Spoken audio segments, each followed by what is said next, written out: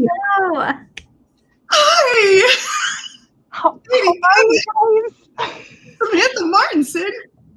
So good to see you. So good to see you. Welcome everybody to You've Got a Thing.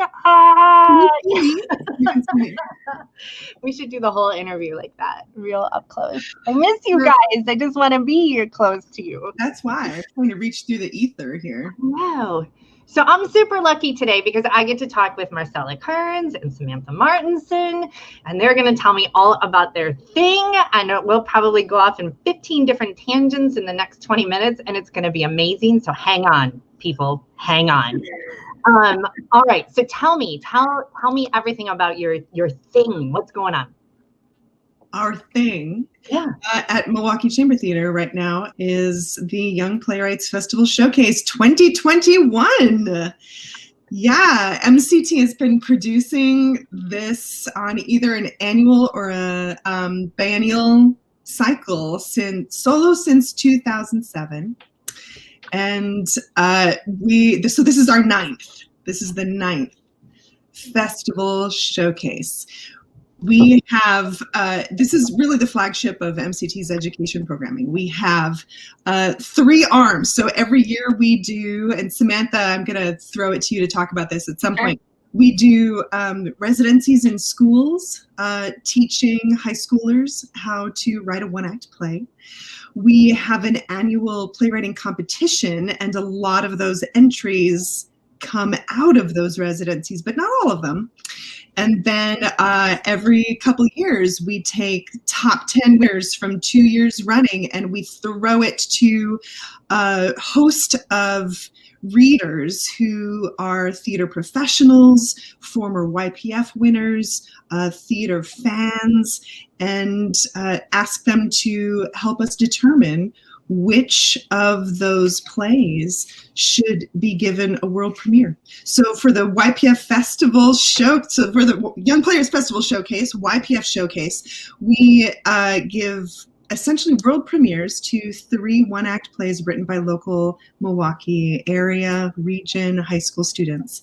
And yes, and we also, for the last couple of cycles, have also taken 3 plays that we have honored as honorable mentions and given them staged readings. So this year, because everything is virtual, this is our first virtual festival showcase, we have assembled an amazing team to use video conferencing software, not unlike this one, and an amazing editor, amazing designers, to throw together these 3 plays in a package available to stream. So those are on sale now. Those tickets are on sale, and we also have 3 those 3 readings. Those are available on our website for free, for donation only. So you can hear those staged readings, really focusing on the words of the playwrights,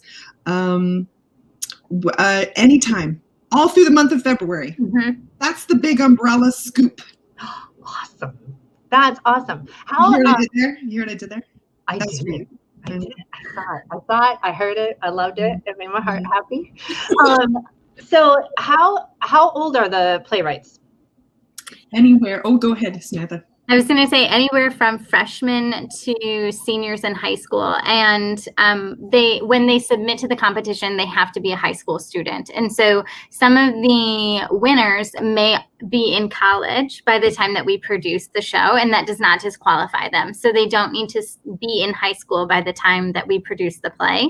So we've had several students come back from college to participate in the program. We always invite the playwrights to be a part of the process. So if they're able to, they can be in the casting room. They can be in the reading room. They can sit at the table with the director and have a collaborative experience if they are able to. It's not a requirement. So if someone decides to go out of state, they may be in correspondence with the director, and they have that opportunity to share and have discussions, which Marcy might be able to talk a little bit more about as well. But they are all high school students. So 14 to 18, 13 if they're a young high school student, somewhere in there. Awesome. And then you mentioned like you have them, so you have two different kinds. You have a production and a staged reading. What's the difference? What would you say marks the difference between those two? In the before times, the showcase productions, so each play has its own director. So we have 6, this year actually 7 directors. And the showcase productions themselves have a whole design and production process. They rehearse a little longer, and in the before times, they would have 5 public performances, 1 student matinee, 4 performances in the evenings or the weekends around this time of year. And the readings would get only, as many stage readings do, they have a limited amount of time to rehearse. So in the before times, the readings had a 4-hour slot to rehearse, and then a 1-hour basically cue to cue tech before they were given a Saturday afternoon single public reading. So the difference now, in the world we live in now, is because it's virtual, we're really excited that we're going to be able to have an opportunity to quite possibly have a much broader audience than we ever have for this showcase, because people don't have to adhere to a time slot to try to see it, and it's being offered for so much longer. In terms of the difference now virtually, the showcase productions still have had a design team, plus a really talented editor, who's now actually sound designing MCT's next production, to try to take the medium that we have and discover really innovative ways to try to use it in order to bring these stories to life. So I don't want to give too much away. Maybe we'll talk about it a little bit, but there are 3 very different ways that these showcase productions have been staged. The readings themselves also have had a limited amount of time to rehearse, but we gave them some extra time this year because by virtue of working virtually, there's very often a learning curve with figuring out just what might be the most opportune mode or effective mode of delivery. So that's the difference. Like, the staged readings really are, the actors are working off their scripts. I was just going to say that. Yeah. And then they're also, in the staged readings, they're very cut and dry set. So, it's a plain background or very minimal background with no, that did not have a design team. So everything that you see is really kind of found, what do we have at home and how can we make this work for the experience to bring the story to life. But for the fully produced YPF production, there was a set designer, props, and things that helped create the same space for individuals in different spaces and places.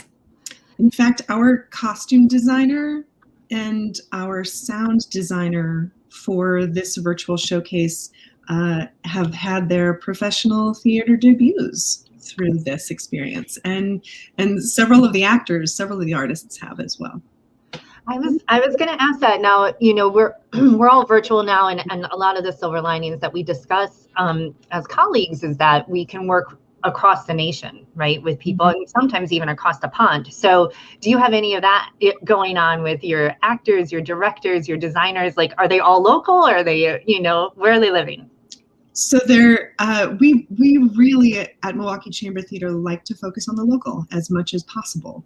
That said, some of our artists who nevertheless have a local or a regional connection, some of them are out of town right now. Naja Simmons, who directed Lucifer Jr., her name is well known in the Milwaukee community. She works here a lot, just opened a show with First Stage, in fact.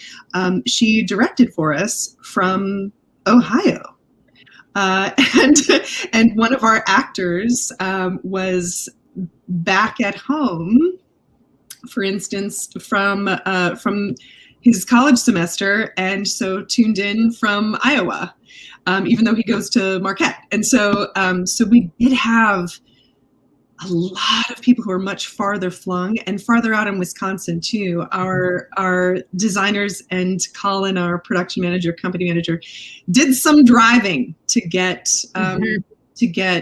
aspects of design and to sometimes get technology assists to those who needed it.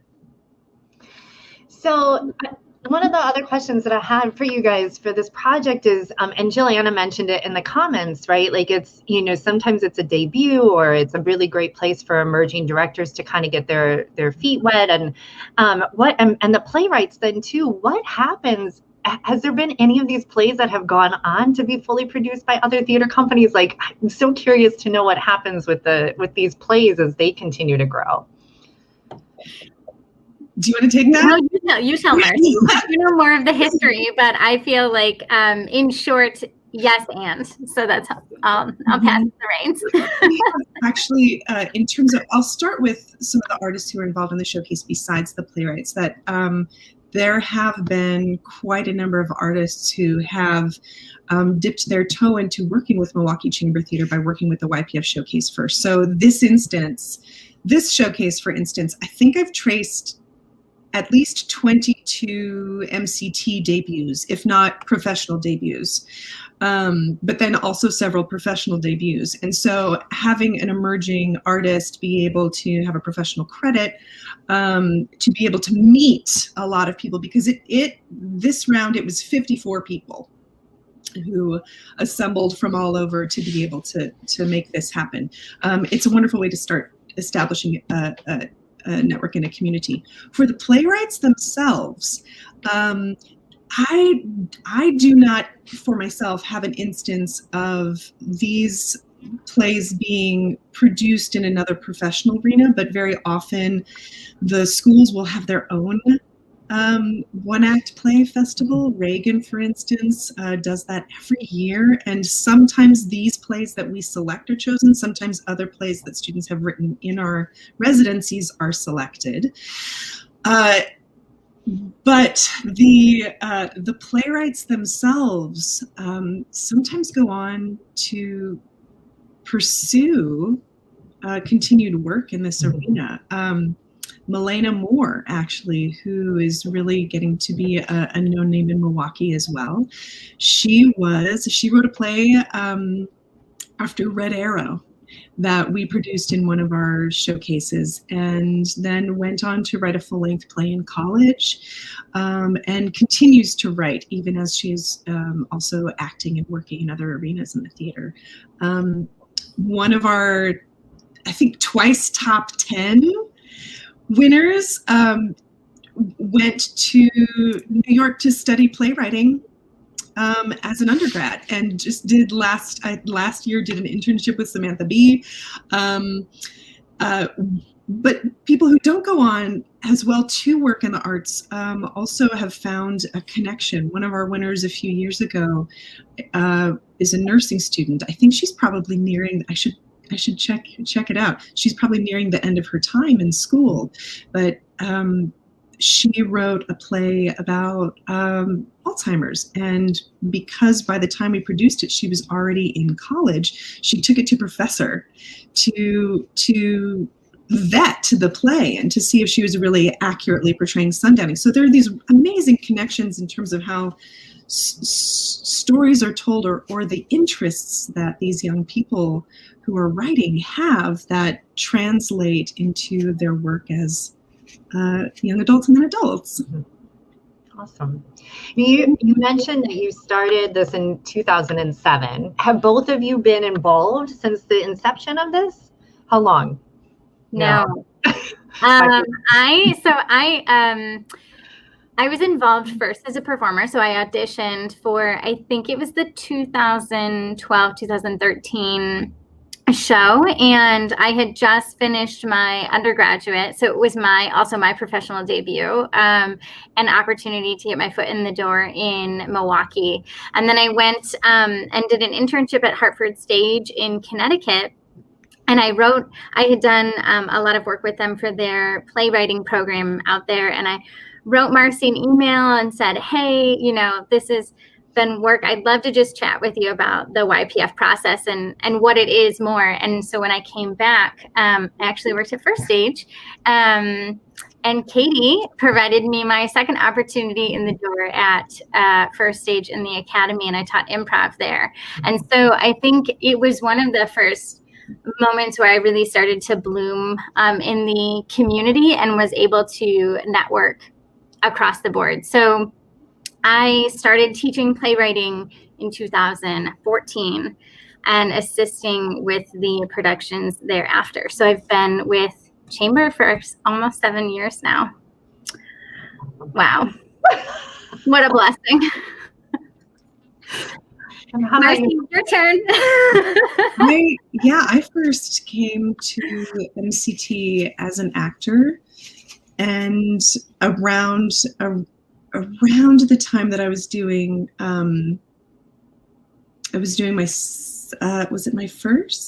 my second. It was around the time that I was doing my second main stage with MCT. Michael Wright said, "Hey, we need somebody to fill in education for a while because the amazing Jackie Troy was moving on to other things. She's my predecessor." And I said, "Sure." And then, as sometimes seems to happen to me, it turned into, "So you want to stay a little longer? So you want to stay a little longer?" And the rest is history. So that's actually only just a little bit before Samantha came on, before Samantha reached out to me. So we've really been partners in crime on this for a very long time. Right, John? I'm so happy you have somebody to talk to in your home. He never answers though. Watson, he's a good sidekick, but he never answers. Kind of the best. So I've got a question then. You keep coming back. You keep doing this work, and I would consider the two of you just warriors in theater and women who are always trying to change the narrative and push things forward. What is the thing about this that you love, that you that fills you up, and what are the things that you just love about this project? You want me to go first? Yes. Okay. I think spending time in the classroom with the students is the absolute highlight for me. So producing the show and seeing their work fully on stage, incredible. It's so overwhelming. Seeing the students see their work done by professionals, they are just like in awe. They're like, "Oh my God, wow, this story is coming to life. I had no idea." But I think the best part of the job for me is when I come into the classroom and I say, "I don't care about the grade that you're going to get on this play. I care about you telling the story that you want to tell." And I often will tell them, you may think that this story isn't valuable, but you have something to share with the world. And whether it's funny, whether it's dramatic, whether it is so far out there with like aliens and unicorns, I don't care. I just want you to feel like you can share what you want to and try it out in this new format, because you maybe have never written a play before, maybe have never read a play before. And sitting down with them, we do a one-on-one at the very end and talking to them about their play and knowing they know we've read it, and they're always just kind of like, "Wait, you really like it?" And I'm like, "I love it. It's amazing. Like, tell me more. I want to like hear, this is another way to think about it." And the revision process with them is so empowering because I can see their hearts literally fill. And even the ones who write plays in jest, there are a few that will like throw out, like one person wrote a play where it was like breaking the fourth wall and talking about how they had to write this dumb play. And I was like, that's so funny. Like, they think that they're trying to be like little sly comedians. And I'm like, it's really good. You should keep it in there. So I think ultimately working with the playwrights, and I would say that all of the playwrights that even don't get selected, there are just so many good plays. Every year, I think it'll get easier, right? Like this round will be easier than last round. And then we're there 7 hours later, looking at all these evaluations and being like, I don't know, what do we do? Like, how do we, this decision is so hard. And so many people put so much incredible thought into it. So I think just working with the playwrights is honestly the best part for me. Seeing their stories come to life. Love that. I love that. I love what you say to them. Everybody has a story to tell and it should be heard. I love it. Yeah.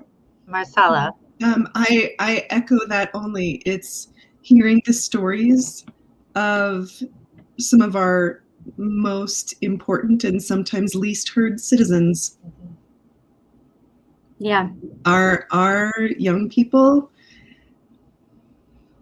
are bursting with things to say, and to be able to provide a platform in whatever way is my heart's dream. 100%. And the three of us know one another in that context, right? Yeah.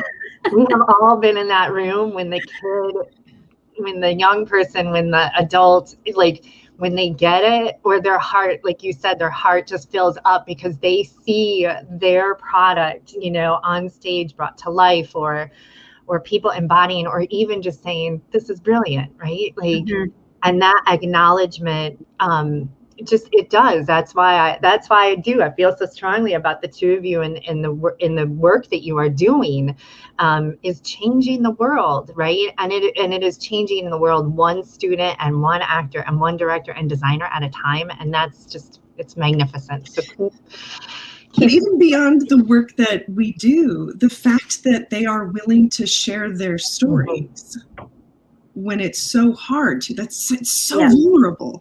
Yeah. That to me, it's a gift to me. Yeah. Yep. Yes, great, we produce their plays, great, yes, we acknowledge them, but they're giving a gift to me. And that, I love stories. And the fact that I get to hear a bunch from some really creative young people, yes. Yeah. Yeah. Do it. It's kind of selfish, actually. Well, 100%. Possible way. More stories in the world, 100%. What we do is 100% selfish. Like, there is no doubt about it. No doubt about it. I hear that. I honor that. I will say that out loud. But yeah, like, to be able to be given those gifts over and over again, what a blessing, right? Like, what a blessing. So have I missed anything? Like, how do we see this? How do we get tickets? Like, what do we need to do? Thank you. Yes, it's pretty simple. Go to www.milwaukeechambertheater.org, and that's theater with an R-E. You'll see just on the homepage, there's virtual content, and get your tickets there. You can also check it out on Facebook, on our Facebook page. It's pretty simple. Again, showcase tickets are behind a paywall reading, so you can see at any time through the whole month. But the tickets are very affordable. You're supporting the program for the future. So. And yeah, you can also, if you have any questions, you can email tickets@milwaukeechambertheater.org and get your questions answered. Okay. I adore both of you. Keep up the good work. Keep smiling. Keep talking to your friend John. I'll keep talking to my plant. And Miss Samantha, it's always good. It's just always good to see the two of you. Thank you so much for spending time with me today. I appreciate it. Thank you so much. Thank you, Katie. Thanks, everybody. We'll see you later. Yay! We got a thing. They got a thing. Yeah. I did that thing years ago as an actor before I moved down to Chicago. It was like 2008. With MCT? Yeah. That's awesome. Yeah, I found a newspaper clipping, and like my scene partner was an actor still here in the community. I was like, I did that with him.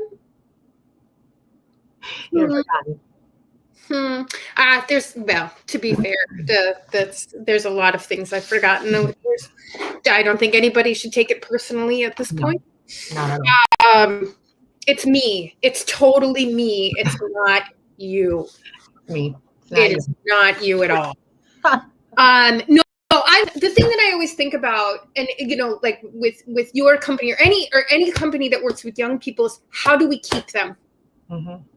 How do we keep people in theater, in art, to make it, because we're nerds. Like, to us, it's just like inherent, and like, this is just what I live and breathe theater. Like, it's just my thing. How do we make it more important to other people or these kids? How do we not lose them through the college years where everybody gets so busy, and then the 30s when people start having families, and then and then they're like, I can't get to the theater because I've got 2 babies at home because we had twins that I never planned for, and my life is just there right now. Those sorts of things. That's what I think about. Like, we have them now. How do we keep them? Yeah. I mean, I think that, we pay them and we figure out ways to babysit, and we, there's lots of ways to keep people in the company and in the industry. Where we find that funding and where we find that flexibility, those are the bigger questions. But I think the Milwaukee Theater Alliance, we're trying to figure it out. We're trying to figure it out. So, and it'll be slow to change, but change is coming, and that's good. It is. The Theater Alliance is on it for one. We can totally let you know that those are some of our very important things right now. How do we make it more accessible and keep it accessible and equitable and inclusive and understanding and flexible and all of those things, all of those good words. Yeah. Instead of it being this tight box of you need $100 for a ticket and no, we don't have childcare for you, and all of those things. Yeah, it's coming. It's coming. We're working on it. In the meantime, there are more things out there that you can watch. Let's see what those things are. We have got over at Optimist Theater, they have their No Holds Barred video project going on right now. The one that they're on right now is the Pericles Project. This is an every other week thing. They'll have one coming up this week again. You can go to noholdsbarred.org for that. Then we have the Constructivists still have. I would like people to check this out, because if you're interested in new work and new plays, and they were just talking about Milena Moore, because she's filled with awesome. She directed this reading of a great new play by Josiah Thomas Turner, who was born and raised here in the Milwaukee area. It's a new play. It's a 2-person play. It deals with a lot of stuff, just what we do at the Constructivists. So go and check that out. It's still available on our YouTube channel. You can go to theconstructivist.org to check out that new stuff, because new stuff is awesome. Milwaukee Opera Theater has their distance commissions. They just added 2 performances this weekend. There's one tonight and there's one tomorrow afternoon. And last I saw, Joanna said that there's still some tickets left on that. So go to Milwaukee Opera Theatre.org for that. This is also new work, and it's opera. And the work that MOT does, fringe opera, who knew? Just really rad, and you should really just check it out. And then last but certainly not least, we've got a thing that, and I don't know if you have any more tickets left. You're gonna have to tell me that. Two for Saturday at noon, and those are my backup tickets. Like, I had backup packets because that's who I am as a human being, to make sure that the post office got the packets to the people. If not, I would have driven to New York. Didn't matter. But yeah, we have two packets left in the house. I can see them out of the corner of my eye. For Saturday at noon. That's it. So tomorrow at noon, there's 2 packets for this, which is also a new work, also a new play. Can you just talk about that for a little bit? Yeah, so Vanessa Laxton and James Fletcher wrote this really, really fun story about 4 friends, a turtle, a dog, a rabbit, and a duck, who are they are heading to plant their friendship garden, but their seeds go missing. And Webster the duck has a backup plan, so he has sent the audience these packets that I'm referring to, and the adults or the grown-ups in the house hide the items around the house, and then the young people or the participants go on a journey to find these things. They solve some riddles, and then eventually, there is a happy ending. But it's this beautiful story about acceptance and friendship and accepting people for who they are. You and Aurora came last week. It was such a joy to see her giggle. Oh yeah. Yes, we did. Like I told you though, I think I enjoyed it way more than she did. Well, because I put it downstairs so that we could put it on the big screen so that she could see everybody in the whole 9. But I hid all the stuff upstairs, which is, this is great for me. I'm like, let's do the stairs. Let's do some, we're going to get some. And she's like, Mom, I'm watching something here. That's what I get from that one. So, but it's so genius. You all did such a great job with that. Congrats to your whole team, because it's so creative and inventive, and I loved all the actors, and the story is, there's just a lot in that story of wonderfulness, and we need lots more of that. So I'm looking forward to you all making more things like that happen. We're talking about it, like, what is this, how does this grow, and these characters are, they're good solid characters, they're good solid, well-rounded, and they can have lots of adventures together, right? So what do those adventures look like, and why not bring a little magic into the house right now? Like, we were discussing this earlier, we're going on a year, and so ways that we can be creative in our homes again is, I know for me as a theater person, it's exciting, right? To figure out what it looks like. Yeah. It was absolutely outside the box and not your normal fare for like, here's a play. Right. Yeah. Awesome. Yeah. Good work. Thanks. Next week, I'm not sure. If anybody has a thing they want to talk about, I'm open. We've got some confirmation from our guests today that they'll make the hosting thing happen, which is super awesome. We love all the new peoples that come and join us on this thing. But yeah, you can see all about Milwaukee Theater Alliance companies at milwaukeetheateralliance.org. And then you can shoot us an email over there, find out how to get more involved with the Alliance and how to get more involved with You've Got a Thing. And we'll see you next week. All right. Bye. Thank you for coming out there, and go see some theater. It's out there. All right. Bye.